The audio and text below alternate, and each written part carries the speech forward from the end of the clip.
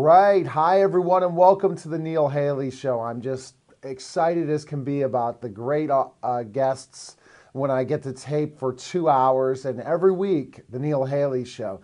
And starting out, I have a really interesting guest. I always want to thank Triumph Books. They're the best sports books out there, and I learned so much about different authors, but I want to welcome to the program author Bob Duff. He's the author of 100 Things the Red Wings Should Do, Know, and Do Before They Die. Bob, thanks for calling, and I'm always interested in having a conversation with sports authors, but thanks again for calling, Bob. Oh, it's my pleasure.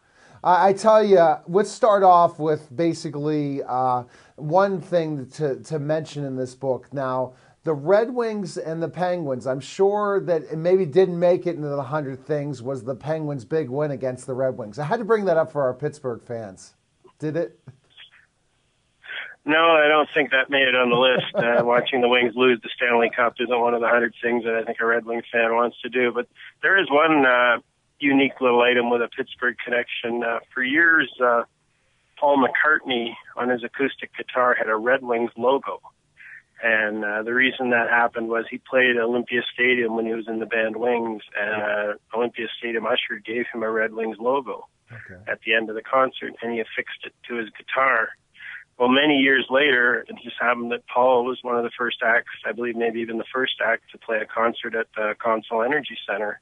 And when the Pittsburgh people saw that Red Wings logo on his acoustic guitar, they gave him a Penguins logo, so now the two of them sit side by side on his guitar. Interesting. Very, very interesting. And we all know the success the Red Wings have had in years, but what about the history of the Red Wings? I'm sure there's something in the 100 Things about specifically how this franchise got started, for sure. Well, what's fascinating about them is they were granted a franchise when they didn't have an arena.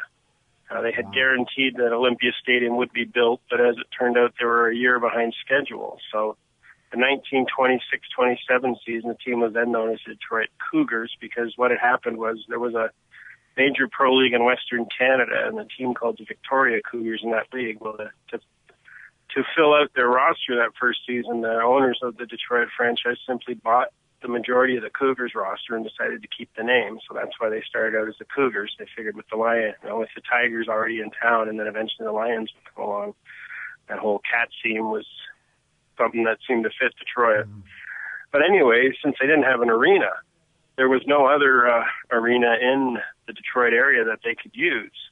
And they actually had to practice outdoors on occasion that first season, because the only ice available in the Michigan area was outdoor rinks. So they ended up playing their entire home schedule that first season across the border in Canada, in Windsor, Ontario, at the Windsor Arena, which still stands in downtown. And so they are the only North American major professional franchise to ever play its entire home schedule in a foreign country. Oh my! Wow. Now, who would you think was the best ever Red Wing, in your opinion? Who would you say? I think you have to go with Gordie Howe. I mean, the man could do everything. If you needed a goal, he'd score a goal. If you needed a playmaker, he could do that. If somebody needed to be straightened out, he could take care of that. And in a pinch, and he did many times, played defense for the Red Wings. A dominant all-around player and the best player in the NHL for almost all of his career. And the guy played 26 years in the NHL. And people always ask me what I think Gordie Howe's greatest feat was. And I think, to me, it was when he came back with the Hartford Whalers in the NHL in the 79-80 season and scored 16 goals at the age of 52. And you think about this season, how many guys in their prime are not going to get 16 goals? I mean, that just shows you what an incredible genetic specimen Gordie Howe was. Oh, absolutely. And one of the things I wanted to discuss today, and it's kind of funny, I mean, I'm not going to say I have a huge knowledge of the Red Wings.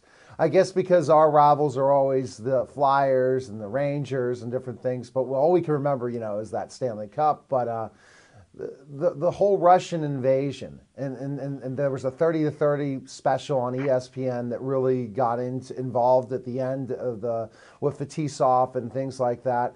Now, tell me specifically how this Russian group together won a cup and stuff. That was pretty amazing, some of the talent, right? It was, and it kind of went against the grain of the NHL at that time. In the early to mid '90s was the era of they call it the dead puck era, when everyone was playing the trap and trying to win games 2-1 and 1-0. And Scotty Bowman, probably the greatest coach in the history of hockey, was in charge of the Red Wings then, and he decided, no, we're not going to play that way. We're going to play up tempo. We're going to play puck possession, and we're going to attack. And he put together this Russian unit. They had got Sergei Fedorov in the draft and smuggled him out of the Goodwill games in Seattle in 1990 to get him to Detroit. That's he was wild. the first. He was the first one, and then the next year when the walls started coming down and behind the Iron Curtain, they were able to get Vladimir Konstantinov and then Vyacheslav Kozlov out. And then he finished out the unit by probably bringing over the two greatest Russian players of that era and picking up Igor Larionov from San Jose and then Fetisov from New Jersey. Yeah. And he played them as a Russian unit and played them, they played that Russian system of puck possession, and they were a dominant group. I mean, you had Yzerman and Shanahan on one line playing that old North American, North and South style and banging people around, and then you send out these tremendous skill players, and Right. if you're a coach trying to defend that, I mean, you basically have to come up with two different systems to stop the same team. You're not going to be able to do that, and I think that it went against the grain in so many ways, because you still have this group of people who believe in the, bang it out style of hockey that's not, finesse, lots of goal scores, and that's what made Detroit exciting. And with that team is they could score a lot of goals and were exciting, and then the offense was important. You watch these close games that you don't see a lot of goal scores, but they wanted to really bring that European style, right? It sounds like as Scotty did.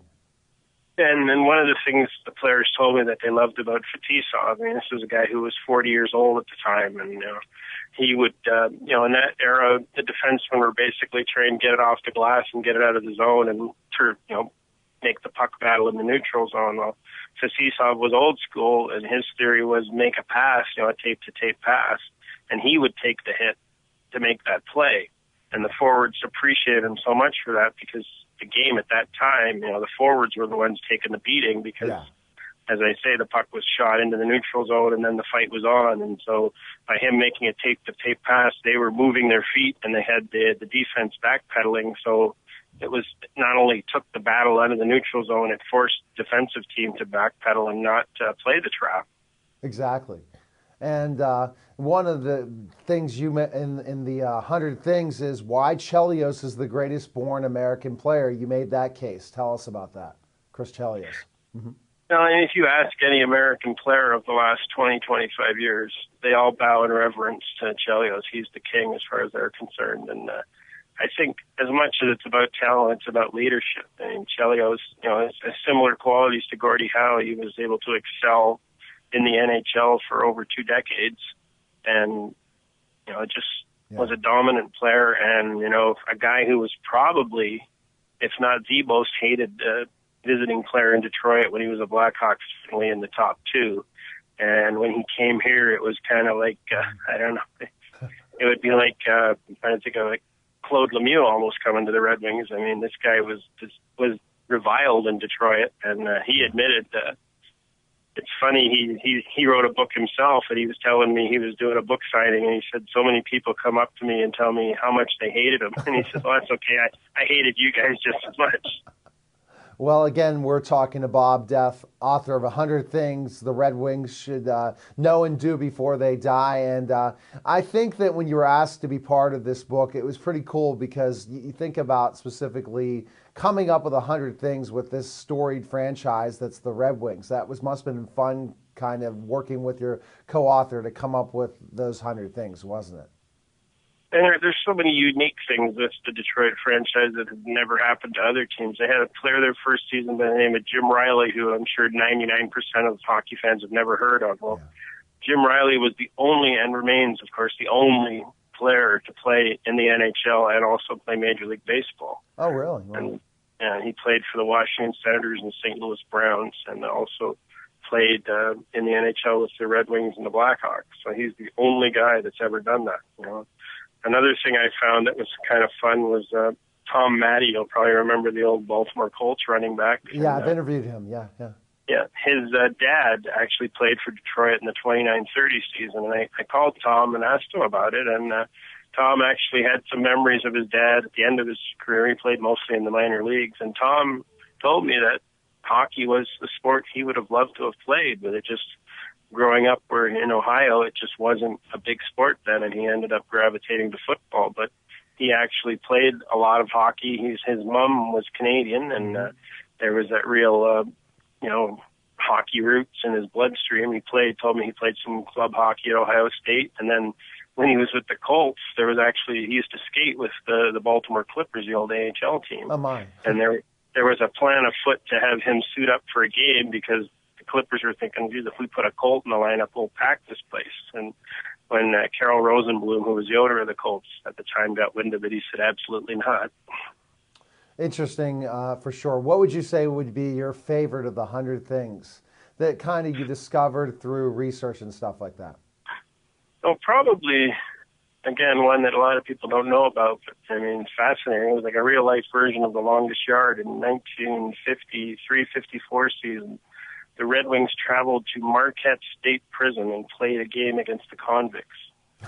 Oh, wow. And Marquette State Prison is not white-collar crime. We're talking about murderers, armed robbers. These are hardcore criminals, and to do that, and it was kind of a fluky thing. They used to do barnstorming tours through northern Michigan and that in the summer to promote the team, and Jack Adams and Ted Lindsay were in Marquette, and this fella came up to them who was the warden at the prison and told them about this great athletic program they had and how they had this wonderful outdoor rink in the yard, and they had a prison league, and they were really proud of how they were rehabilitating these guys through sports. And he said, it'd be wonderful if you guys came and played a game. And Adams, thinking there was no way this would ever happen, said, okay, here's what you need to do. He said, you got to pay our way there.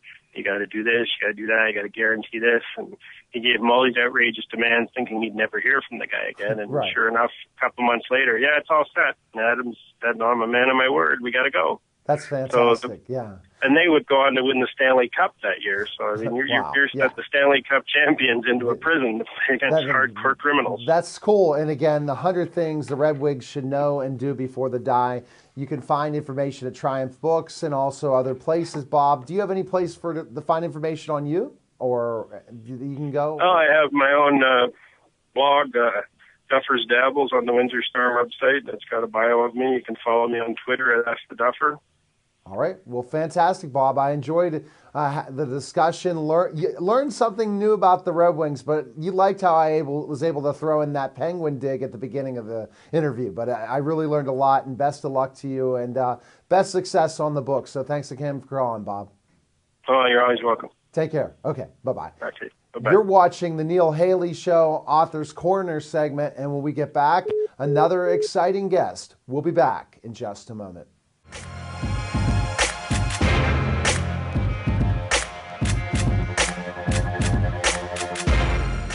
Today we are going to inform you about two types of mental illnesses. First, we are going to tell you about anxiety.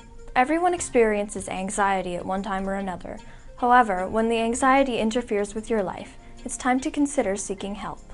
Symptoms of anxiety are uncontrollable and obsessive thoughts, nightmares, shortness of breath, feelings of panic and fear or uneasiness without reason. Some risk factors for having anxiety are being female, temperament, and stress. One of the most severe forms of anxiety is OCD, or obsessive-compulsive disorder. When someone has OCD, they can't tell the difference between a real threat and an irrational fear. Anxiety disorders are some of the most common mental disorders. If anxiety is interfering with your day-to-day life, then speak with your doctor. The other mental illness we are covering today is bipolar disorder. Bipolar disorder causes unusual shifts in mood, energy, and activity levels. There are two sides to bipolar disorder, mania and depression. Symptoms of mania are an overly happy or outgoing mood, extreme irritability, talking very quickly, jumping around, being easily distracted, being overly restless, sleeping little, and engaging in high-risk behaviors. Symptoms of depression are long periods of sadness, loss of interest, feeling tired, having difficulty concentrating and making decisions, being irritable, changing in eating or sleeping habits, and suicidal thoughts. Risk factors of bipolar disorder are genetics and age. Bipolar disorder is sometimes referred to as a manic depressive illness.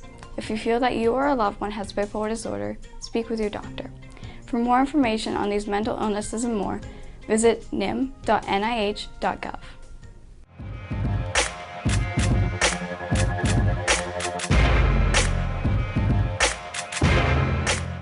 We're back to the Neil Haley Show, and an interesting show to say the least when we already had Bob Duff talk about the Red Wings. Now we're going into an interesting thing. This author is very, very interesting because he really talks about parenting. He talks about scream-free parenting, and that's the big thing. But when you see specific things happening about military families, adjusting the civilian life and all that stuff, that's what Hal's doing. So I want to welcome the program author, New York Times best-selling author, Hal Runkel. How are you? I am doing very well. How are you, Neil? I'm doing fantastic, and we talking about this whole initiative that you have in your books, your best-selling books, Scream-Free Parenting, and then also the other types of scream-free products, and also working with your initiative. Tell us a little about yourself, Hal, and we'll get right into it. I want to go into more of the tips of how we don't raise our voice, especially with children when we're raising kids and stuff, for sure. Sure. And in many ways, I kind of started this whole thing to help myself first. I'm a marriage family therapist, and so I've got all the training and certifications and all that stuff. But I remember coming out of graduate school just wanting to do something that didn't sound like clinical language or academic language, and ultimately I just recognized that the more I get reactive with my kids, the more I get reactive with my spouse. I don't just make things worse. I actually end up creating the very outcome I was hoping to avoid in the first place. And so what I needed to find a way was just, no matter what, just be cool in the heat of the moment. And I found that with my clients, and so I started doing seminars about doing that with our kids and spouses and even in our workplace, and they began to get popular and turned into a book, and now we get to go all over the world teaching folks these principles, and it just means there's a universal desire. We all have a desire for fantastic relationships. Yes. It's what we want. It's what we crave most. But sometimes we don't recognize how we actually get in our own way towards creating that. And one of the easiest ways we do that is by getting so emotionally reactive. And so we said, let's be scream-free, no matter what. That's so important. And when you talk about starting the process, what your big thing is working with military families. Why military families, Hal? For sure. And with they reached out to us. Okay.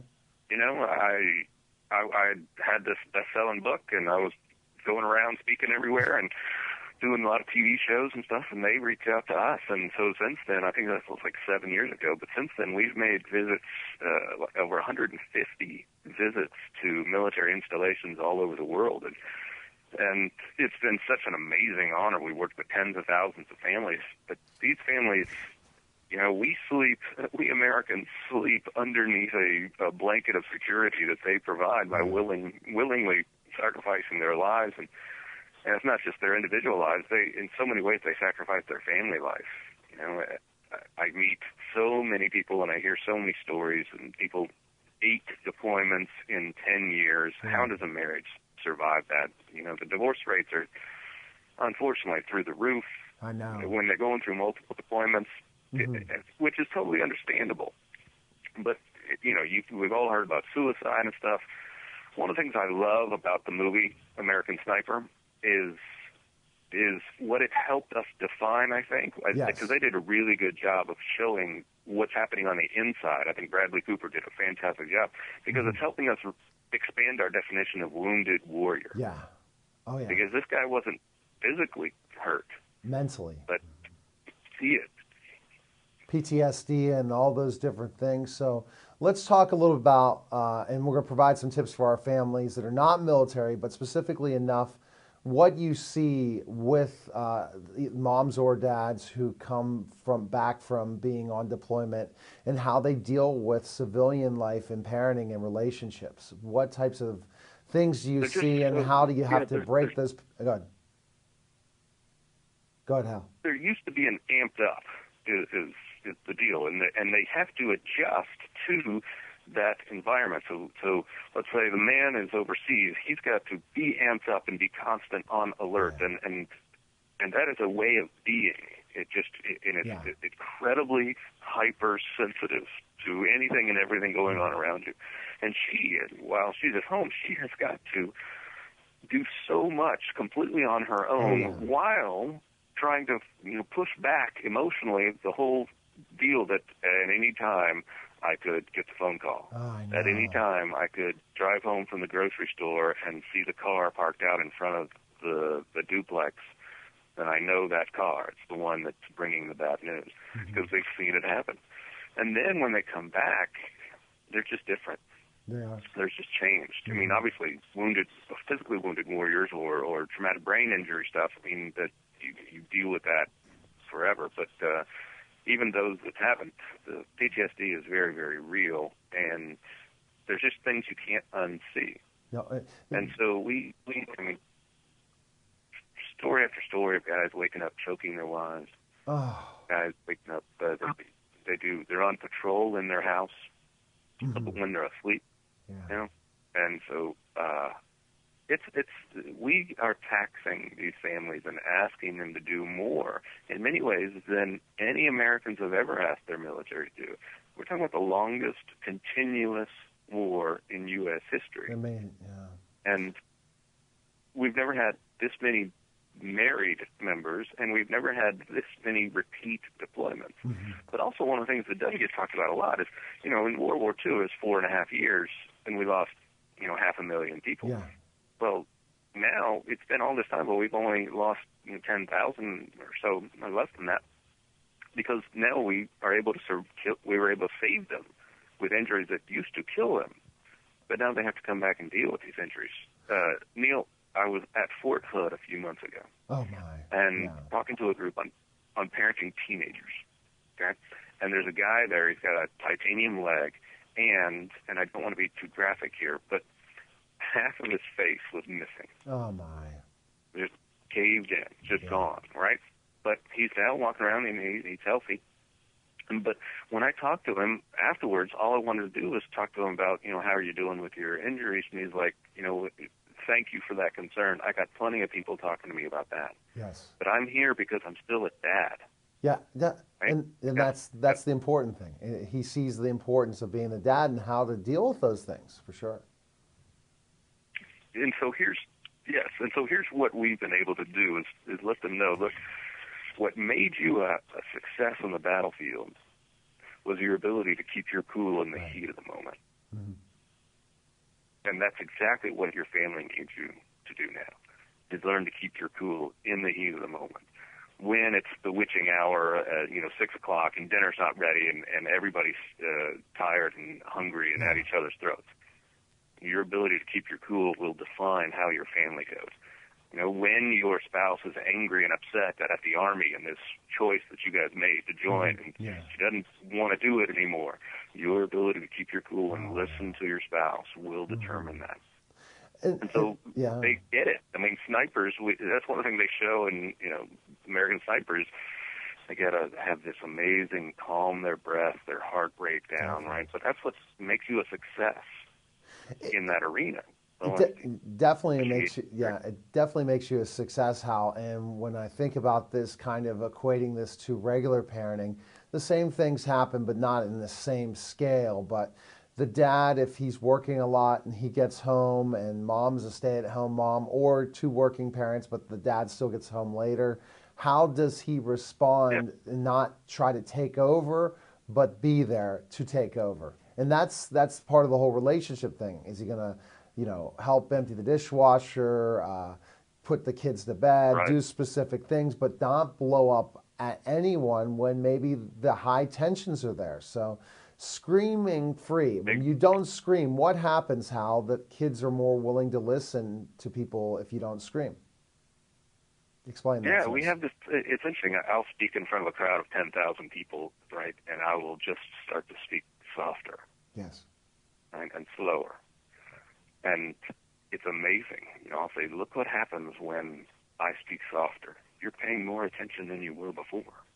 It's this amazing thing that we respect people in a position of authority who are able to be both calm and present at the same time.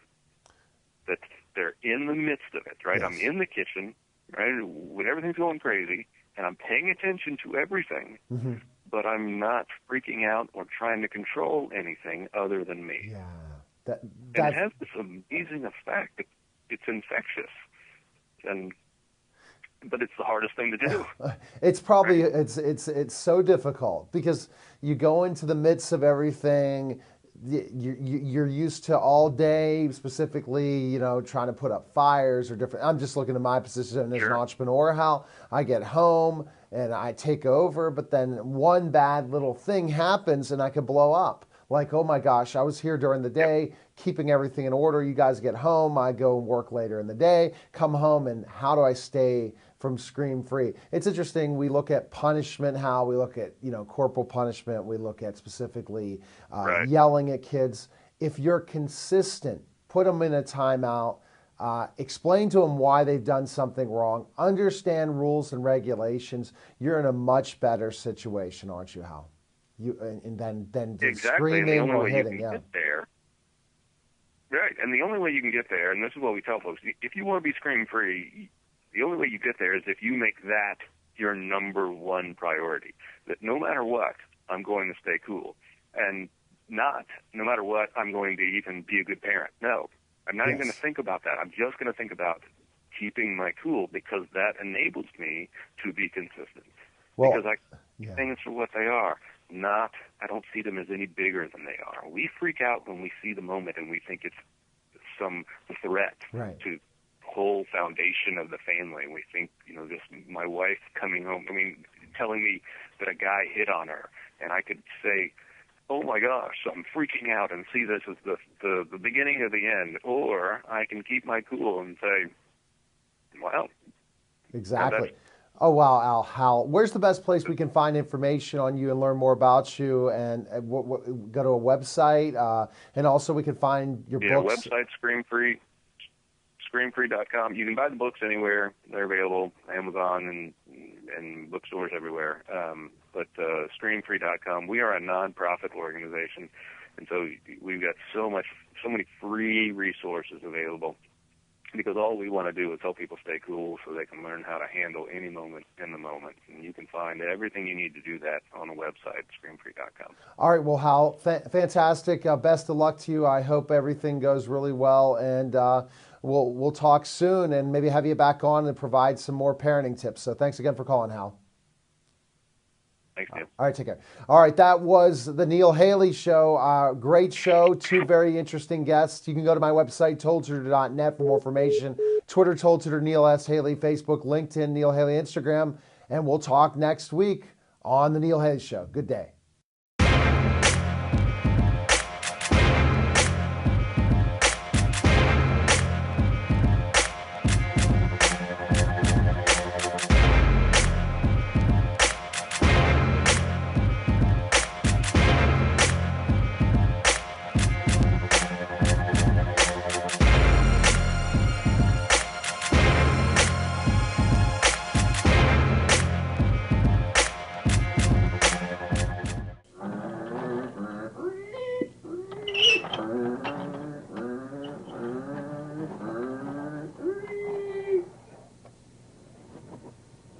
BPTV.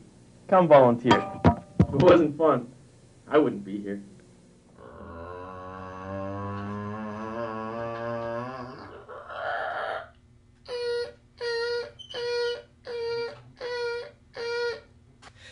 BPTV. Come on in, make a show. It's still fun after all these years.